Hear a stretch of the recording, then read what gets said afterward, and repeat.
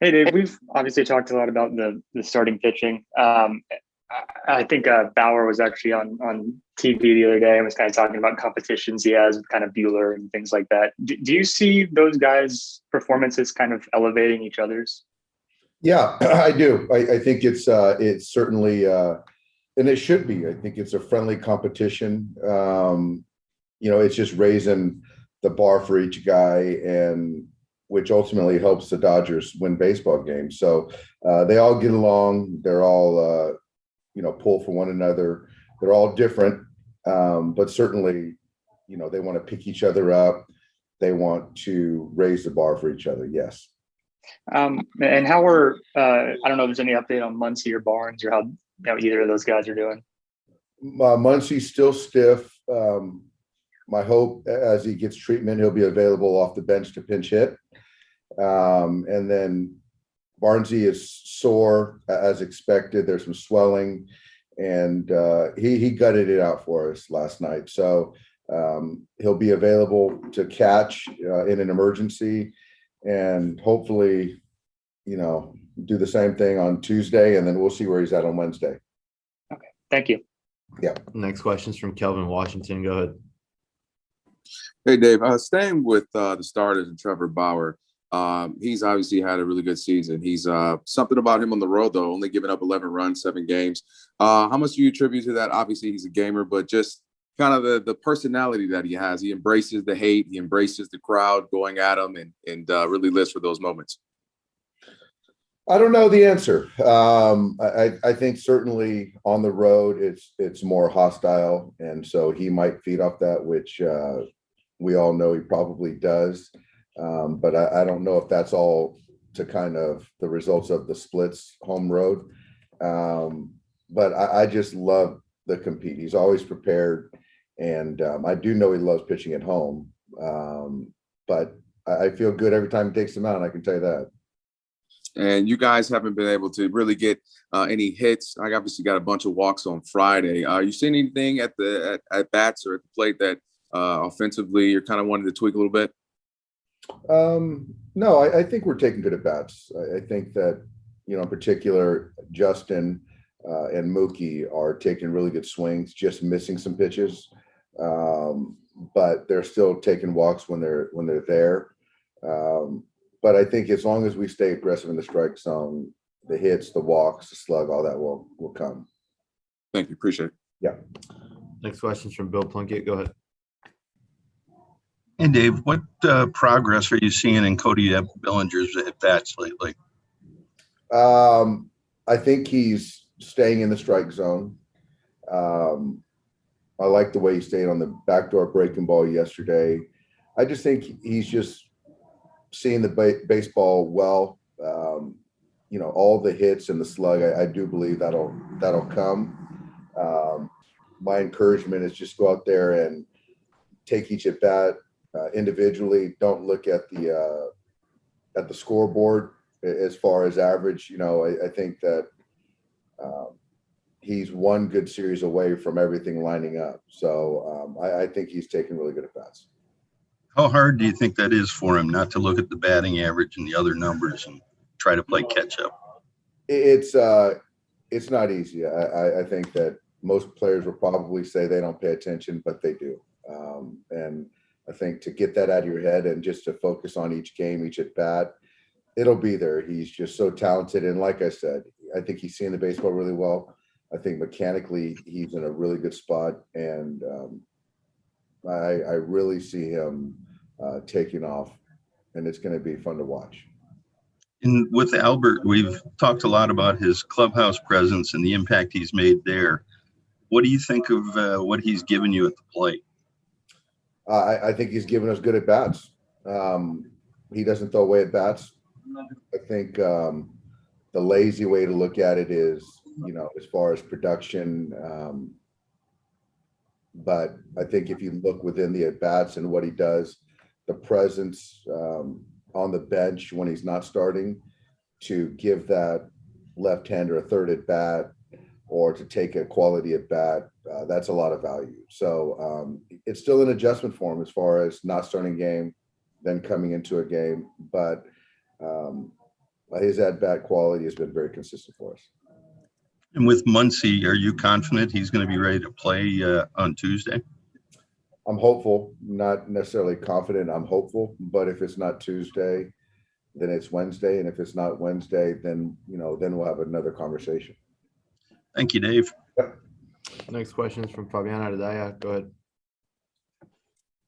Hey, Dave. After hours start, he sort of said he was going to take a dive and sort of tried to figure out some of the causes of the home runs he's been giving up. Have you guys been able to sort something out as the sort of analytic stuff about what has been leading to some of the homers? You're talking about Trevor, right? Yes. Yeah. We took a little bit of a dive. I think a little bit is maybe a little bit of sequencing, maybe a little bit of just bad pitches, to be quite honest. So I think all that stuff will correct itself, and he's just not going to give up the slug as far as homers at this pace. It never has.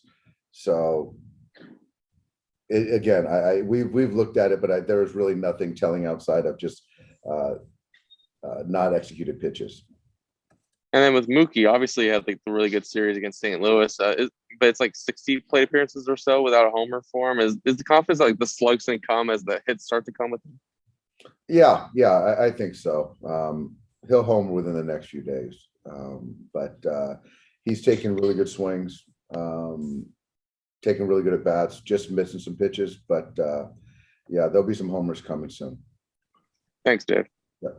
Last questions from Dylan Hernandez. Go ahead. Hey, Dave. Hi, Dylan. So, with this crackdown on the foreign substance stuff supposedly coming down, is this something, given that, right, if a guy gets suspended or something, this is something that's going to affect the entire team. Obviously, it can affect a rotation. Is this something that you guys have addressed as a team? Have you guys talked about this in any way? We have not talked about this as a team. I think that there's things that are kind of coming out through the media, through Major League Baseball, through the Players Association. So no one really knows kind of how it's going to shake out, but guys are certainly aware of it. And our guys are really in tune with the Players Association and the information they're getting. So there's a lot of chatter, but as far as addressing the team as a whole or pitching staff as a whole, we haven't done that. Now, have you taken any inventory on who's using stuff and who's not, just so that, let's say if there is actual enforcement here and guys have to kind of play it clean, that you have a better idea of say who might be coming out of the bullpen for you?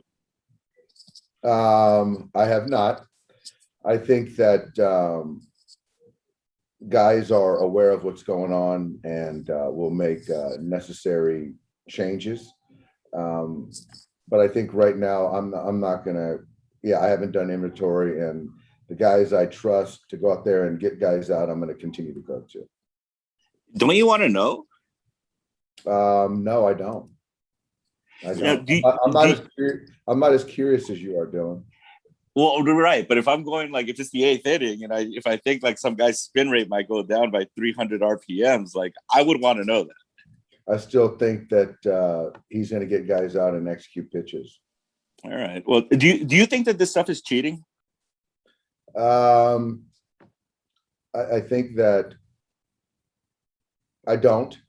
I think that cheating is more of when rules are imposed or in place and you break them. But I think that we're getting to that point. And I think that, as I do understand it, that players that do get caught using a foreign substance that's not allowed by Major League Baseball will be deemed cheaters. But up to this point, I think that the line is kind of blurred, and that's just kind of players are going to use whatever advantage they can when things are blurred. It sounds like some players are bothered, at least again, just in stuff that I've read, of the fact that how flagrant it's become in some cases, right? Guys have stuff in their gloves and you see a guy, obviously sticking his hand in there and stuff. Whereas, probably back in your day, right, when you played, people were a little bit more, there was an art to hiding it. Does that affect how you feel about this stuff at all? I mean, do you get offended at all when you just see a guy just say, just stick his hand in his glove as opposed to maybe the catcher going behind his shin guard or something and slyly applying something? There's there's certainly an art to things, but I'll say this, Dylan, is back when I was playing, guys were scuffing the baseball, and you could deem that as cheating. But it's a competitive advantage. There's gamesmanship to it and art, as you said, maybe not so blatant, but in every era, there's always something that players, position players and pitchers, are trying to get a competitive advantage. Baseball did let the players know, right, okay, we at least disapprove of this. Maybe, again, the enforcement thing has kind of been the question, right? I mean, is it too much to ask players to kind of follow rules? Or, maybe could you explain to the layperson why it's so hard for rules to be followed if there is no, right? If there is what is it? I'm sorry, I'm losing the word here. But basically, if there are no penalties, is it just too much to ask people to, kind of follow rules on the basis of just sportsmanship? I just don't think that totally, not even just, it's not just baseball, it's sports and it's life in general. If there's not rules, distinct rules and consequences, people push limits. That's just the way the world works, life works. I do appreciate that Major League Baseball is trying to impose some rules and consequences or penalties. I am concerned of it being in place during the middle of the season, as far as, because I just don't want pitchers getting hurt potentially. So we'll see. But again, when things are in place, imposed, we will adhere. Why do you think pitchers might get hurt? It's just the different, certain guys are used to using feeling of the baseball. And so anytime you change the consistency of a baseball at any point in time, it just changes the feel and stress of an arm. So, and again, I'm no scientist, like I've said many times before. Things that are in place in the middle of the season is just an adjustment. That's all. Thanks, Dave. Thanks, everybody.